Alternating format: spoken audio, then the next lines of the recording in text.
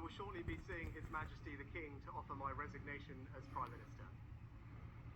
To the country, I would like to say first and foremost, I am sorry. I have given this job my all, but you have sent a clear signal that the government of the United Kingdom must change, and yours is the only judgment that matters. I have heard your anger, your disappointment, and I take responsibility for this loss. To all the Conservative candidates and campaigners who worked tirelessly but without success, I am sorry that we could not deliver what your efforts deserved. It pains me to think how many good colleagues who contributed so much to their communities and our country will now no longer sit in the House of Commons. I thank them for their hard work and their service. Following this result, I will step down as party leader, not immediately, but once the formal arrangements for selecting my successor are in place.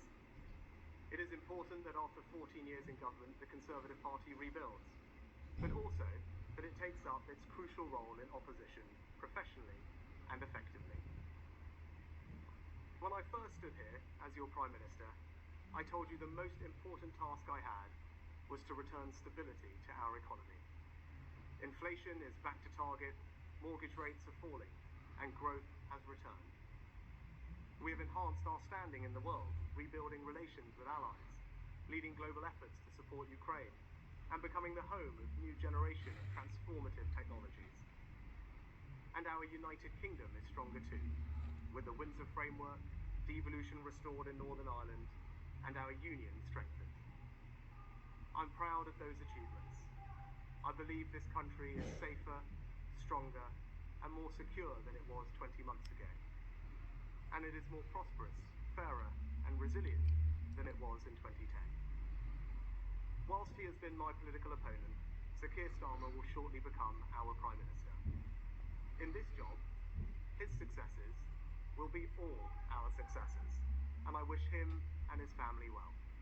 Whatever our disagreements in this campaign, he is a decent, public-spirited man who I respect. He and his family deserve the very best of our understanding as they make the huge transition to their new lives behind this door, and as he grapples with this most demanding of jobs in an increasingly unstable world.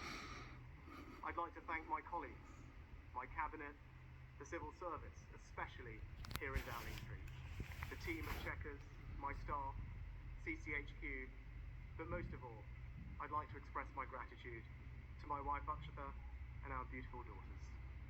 I can never thank them enough for the sacrifices they have made so that I might serve our country. One of the most remarkable things about Britain is just how unremarkable it is that 2 generations after my grandparents came here with little, I could become Prime Minister, and that I could watch my 2 young daughters light Diwali candles on the steps in Downing Street. We must hold true to that idea of who we are, that vision of kindness, decency, and tolerance that has always been the British way. This is a difficult day, at the end of a number of difficult days. But I leave this job honoured to have been your Prime Minister. This is the best country in the world, and it is thanks entirely to you, the British people, the true source of all our achievements, our strength, and our greatness. Thank you.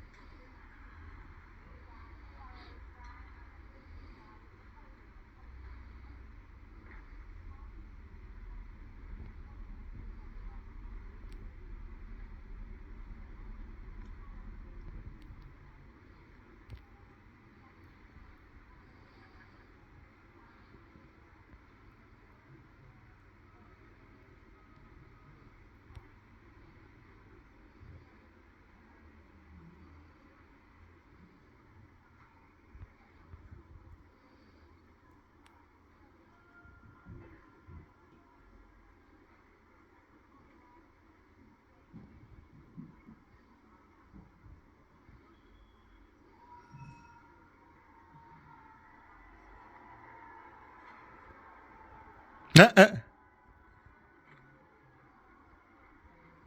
audio in the end.